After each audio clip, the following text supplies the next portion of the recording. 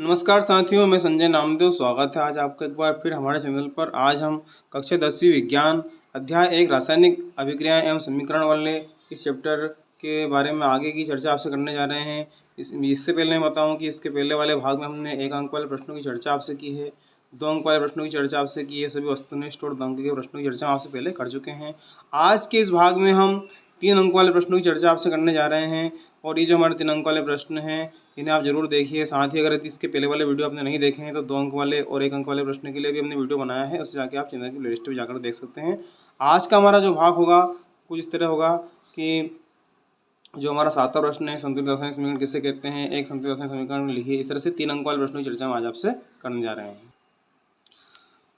3 अंक वाले इन प्रश्नों की चर्चा में पहला हमारा प्रश्न है, संतुलित रासायनिक समीकरण किसे कहते हैं। एक संतुलित रासायनिक समीकरण लिख करके उसको हमको बताना है, ठीक है। जब किसी रासायनिक समीकरण में विभिन्न तत्वों के परमाणुओं की संख्या दोनों तरफ अर्थात दाहिनी व बाईं ओर बराबर होती है तो उसे संतुलित रासायनिक समीकरण कहते हैं। रासायनिक समीकरण को संतुलित करना इसलिए आवश्यक है क्योंकि इसके द्वारा हम न केवल समीकरण की वास्तविक जानकारी प्राप्त कर सकते हैं बल्कि अभिकारकों एवं उत्पादों की वास्तविक संख्या की जानकारी भी प्राप्त कर सकते हैं। हमारा अगला प्रश्न है, रासायनिक समीकरण को संतुलित करने की हिट एंड ट्रायल विधि का हमको बताना है। तो इस प्रश्न का उत्तर आइए देखते हैं। किसी रासायनिक अभिक्रिया के तथ्यों को रासायनिक भाषा में व्यक्त करने की विधि को रासायनिक समीकरण कहते हैं। अर्थात रासायनिक समीकरण किसी दिए गए रासायनिक परिवर्तन के लिए उसके अभिकारकों एवं उत्पादों के संकेतों एवं सूत्रों की सहायता से प्राप्त एक व्यंजक है। उदाहरण के लिए जिंक सल्फेट प्राप्त करने के लिए जिंक एवं तनु सल्फ्यूरिक अम्ल के बीच रासायनिक अभिक्रिया को निम्नलिखित रासायनिक समीकरण द्वारा व्यक्त किया जाता है। Zn प्लस H2SO4, तो क्या बन जाएगा, ZnSO4 plus H2, hydrogen gas यहाँ मुक्त हो जाएगी। अब हम देखते हैं हिट एंड ट्रायल विधि। सबसे छोटी पूर्णांक संख्या के गुणांक का उपयोग करके समीकरण को संतुलित करने का प्रयत्न करते हुए असंतुलित समीकरण देखिए। पहले Fe आयरन प्लस AgO है ना, यहाँ पे क्या बन जाएगा, Fe3O4 और UH2। संतुलित समीकरण की बात करें तो यहाँ पे 3Fe हो जाएगा हमारा प्लस UH2O और Fe3O4 प्लस 4H2। ऊष्माक्षेपी अभिक्रिया के 3 उदाहरण दिए। तो ऊष्माक्षेपी अभिक्रिया जिन अभिक्रियाओं में उत्पाद के साथ साथ ऊष्मा का उत्सर्जन भी होता है ऊष्माक्षेपी अभिक्रिया कहते हैं, जैसे प्राकृतिक गैस का दहन। यहाँ आप इसके उदाहरण देख पा रहे हैं, आप नोट कर लीजिएगा। विकृति गंधी किसे कहते हैं, खाद्य पदार्थों को इससे बचाने हेतु कौन सी प्रक्रिया अपनाई जाती है। विकृति गंधिता तेल वसायुक्त खाद्य पदार्थ वायु में उपस्थित ऑक्सीजन से क्रिया करके विकृति गंधी हो जाते हैं। इस प्रकार प्रक्रिया को विकृति गंधिता कहते हैं। जैसे चिप्स की थैली में ऑक्सीजन हटाकर उसमें नाइट्रोजन जैसे कम सक्रिय गैस भरना विकृति गंधी को रोकने के लिए किया जाता है। जब लोहे की कील को कॉपर सल्फेट के विलयन में डुबाया जाता है तो विलयन का रंग क्यों बदल जाता है। और अगला प्रश्न है, जब कॉपर सल्फेट विलयन में लोहे की कील को डुबाया जाता है तो लोहा जो होता है जो कॉपर की तुलना में अधिक क्रियाशील होता है, कॉपर सल्फेट विलयन से कॉपर का विस्थापन कर देता है और लोहे का सल्फेट बनाता है जो कि रंग में हरा होता है, इसलिए विलयन का रंग बदल जाता है। इसकी सक्रिया यहाँ पे आप देख सकते हैं। जब पोटेशियम क्लोराइड विलयन में सिल्वर नाइट्रेट विलयन मिलाया जाता है तो अविलय अवक्षेप बनता है। आइए से देखते हैं। और इस प्रकार यह किस प्रकार की अभिक्रिया है इसका हमको देखना है। तो ये द्विस्थापन अभिक्रिया है और इसकी जो अभिक्रिया आप देख पा रहे हैं। 7वां हमारा जो प्रश्न है, निम्न अभिक्रियाओं का ऊष्माक्षेपी और ऊष्माशोषी में विकृति वर्गीकरण हमको हमें करना है। साथियों में एक बार फिर यहाँ पे रोक के बताना चाहूँगा कि ये हम लोक शिक्षण द्वारा महत्वपूर्ण रेमेडियल प्रश्न डाले गए हैं। 1 नंबर 2 नंबर 3 नंबर वाले प्रश्नों की चर्चा यहाँ पे कर रहे हैं। इसी के प्रकार हम हर अध्याय की चर्चा आपसे त्रैमासिक परीक्षा के अनुसार करेंगे। जो प्रश्न परीक्षा में आने वाले हैं उनके बारे में हम पूरी जानकारी आपको देंगे। यदि चैनल पर नए हैं तो हमारे चैनल को सब्सक्राइब कीजिए, लाइक कीजिए, दोस्तों के साथ शेयर जरूर कीजिए। सल्फ्यूरिक अम्ल का तनुकरण, भोजन का पाचन, जल का वाष्पीकरण। तो सल्फ्यूरिक अम्ल का तनुकरण जो ऊष्माक्षेपी अभिक्रिया है, भोजन का पाचन जो है ऊष्माक्षेपी है। इसी प्रकार जल का वाष्पीकरण जो है ऊष्माशोषी अभिक्रिया है। जब लोहे की कील को कॉपर सल्फेट के विलयन में डुबाया जाता है तो विलयन का रंग क्यों हो जाता है और उक्त अभिक्रिया का रासायनिक समीकरण भी हमको लिखना है। ये हमारा ऊपर वाले जो प्रश्न है उसमें हम कर चुके हैं, इसको आप ऊपर देखें, हमारे फर्स्ट सेकंड वाले वीडियो हम इसको बता चुके हैं।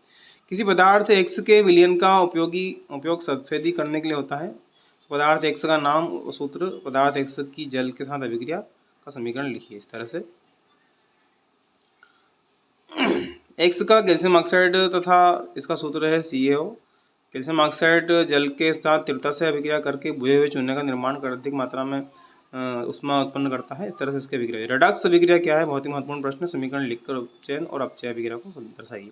वह रासायनिक अभिक्रिया जिसमें उपचयन तथा अपचयन दोनों होता है रेडॉक्स अभिक्रिया कहलाते हैं। उपचयन इसमें ऑक्सीजन की वृद्धि होती है और अपचयन इसमें ऑक्सीजन का ह्रास होता है।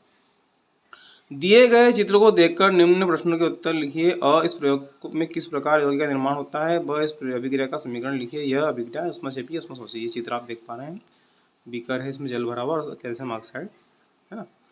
तो जल के साथ कैल्शियम ऑक्साइड की अभिक्रिया से बुझे हुए चूने का निर्माण। सबसे पहले यहाँ पे अ वाले का उत्तर दिया गया है। इस अभिक्रिया में कैल्शियम हाइड्रोक्साइड बनता है।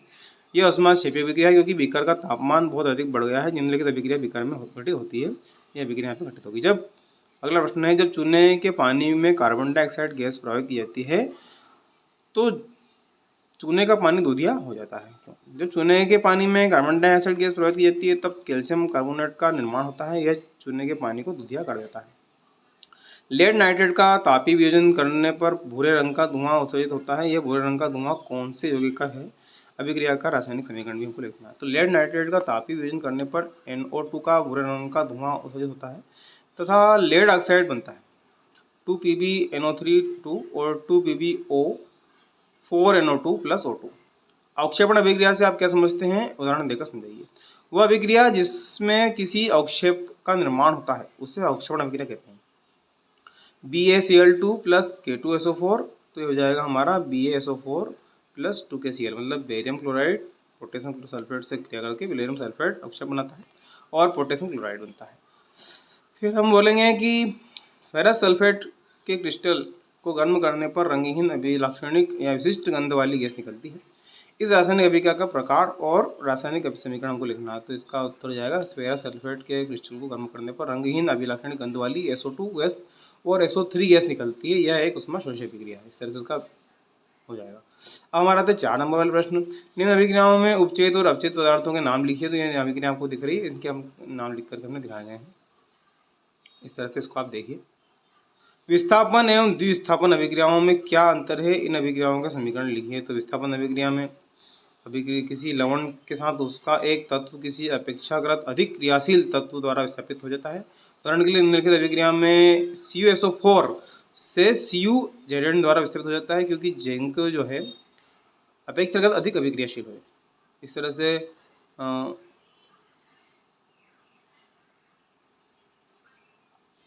द्विविस्थापन अभिक्रिया में एक नए पदार्थ उत्पाद के निर्माण के लिए दो अभिकारक के बीच में आयनों का आदान प्रदान होता है, Am प्लस Bn और An प्लस Bm। इस तरह से इसकी जो अभिक्रिया आपको यहाँ पे दिखाई दे रही है। अगला हमारा प्रश्न है, जल की विद्युत अपघटन में एनोड एवं कैथोड पर मुक्त होने वाली गैसों के नाम लिखिए और यह किस प्रकार की अभिक्रिया है, इसका समीकरण भी लिखिए।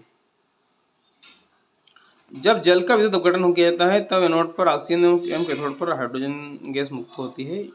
दूसरा हो जाएगा यह विद्युत अपघटनी वियोजनी मतलब अभिक्रिया है। इस तरह से निम्नलिखित में से किन्हीं तीन अभिक्रियाओं के संतुलित रासायनिक समीकरण लिखिए। Hydrogen plus chlorine, hydrogen chloride, sodium plus जल, सोडियम हाइड्रोक्साइड प्लस हाइड्रोजन बनता है। कैल्शियम हाइड्रोक्साइड कार्बन डाइऑक्साइड से क्रिया होती है तो कैल्शियम कार्बोनेट और जल मुक्त होता है। Zinc carbonate, zinc oxide, zinc carbon dioxide, barium chloride plus potassium sulphate, barium sulphate और पोटेशियम क्लोराइड बनता है। तो इसके सभी की यहाँ रासायनिक अभिक्रिया आपको देख पा रहे हैं, इनको आप स्क्रीनशॉट लेकर के लिख लीजिएगा। ठीक है, अगला हमारा प्रश्न बनेगा यहाँ से, किन्हीं तीन अभिक्रियाओं का प्रकार पहचान कर नाम लिखिए। यहाँ पे आपको नाम, तो पहला जो हमारा है संयोजन अभिक्रिया है, दूसरा है वियोजन अभिक्रिया, तीसरा द्विविस्थापन अभिक्रिया और विस्थापन अभिक्रिया चौथा हो जाएगा। इसके पश्चात श्वसन को ऊष्माक्षेपी अभिक्रिया क्यों कहते हैं, वर्णन करें। तो ऑक्सीजन श्वसन के दौरान अंदर ली जाने वाले ऑक्सीजन का भोजन विघटन होता है अर्थात वह अपचयित होता है। इस प्रक्रिया में ऊर्जा मुक्त होती है अर्थात श्वसन को ऊष्माक्षेपी अभिक्रिया कहते हैं। इसका अभिक्रिया हो जाएगी। वियोजन अभिक्रिया क्या है, उन वियोजन अभिक्रियाओं का एक एक समीकरण लिखिए जिनमें ऊष्मा, प्रकाश एवं विद्युत के रूप में ऊर्जा प्रदान की जाती है। तो वियोजन अभिक्रिया वह अभिक्रिया जिसमें एकल पदार्थ विभाजित होकर दो या दो से अधिक पदार्थ का निर्माण करता है। ऊर्जा का ऊष्मा के रूप में प्रयोग होता है, इस प्रकार अभिक्रिया हो जाएगी। और ऊर्जा का प्रकाश के रूप में उपयोग हो रहा है यहाँ पे इसकी अभिक्रिया, और ऊर्जा का विद्युत के रूप में हो रहा है। तो तीनों प्रकार की यहाँ अभिक्रिया आप देखें। वियोजन अभिक्रियाओं को संयोजन अभिक्रिया के विपरीत क्यों कहा जाता है, इन अभिक्रियाओं के लिए समीकरण लिखिए। तो वियोजन अभिक्रिया वे अभिक्रिया है जिनमें कोई यौगिक दो या दो से अधिक नए यौगिकों में विघटित हो जाता है। संयोजन अभिक्रिया वे अभिक्रियाएं जिनमें दो पदार्थ आपस में संयोग करके एक नए पदार्थ का निर्माण करते हैं। इस तरह से अगला हमारा प्रश्न हो जाएगा, क्या होता है जबकि जिंक धातु का एक टुकड़ा कॉपर सल्फेट के विलयन में डालते हैं। इसी प्रकार एल्यूमिनियम धातु का एक टुकड़ा तनु हाइड्रोक्लोरिक अम्ल में डाला जाता है। सिल्फर धातु का टुकड़ा कॉपर सल्फेट विलयन में डाला जाता है।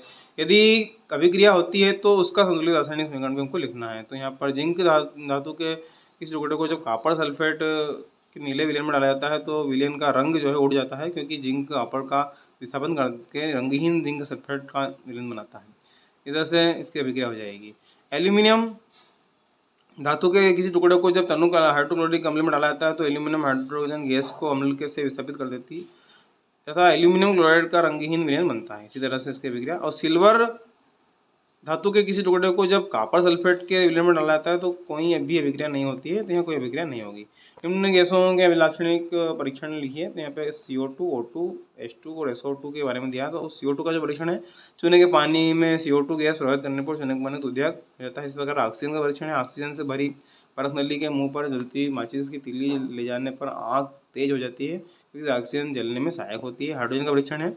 हाइड्रोजन गैस में भरी टेस्ट ट्यूब पर जलती हुई मोमबत्ती ले जाने पर वो पॉप ध्वनि की आवाज़ करती है, ज्वलनशील गैस होती है।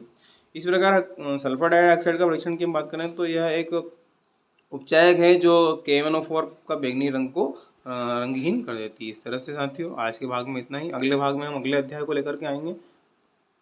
धन्यवाद।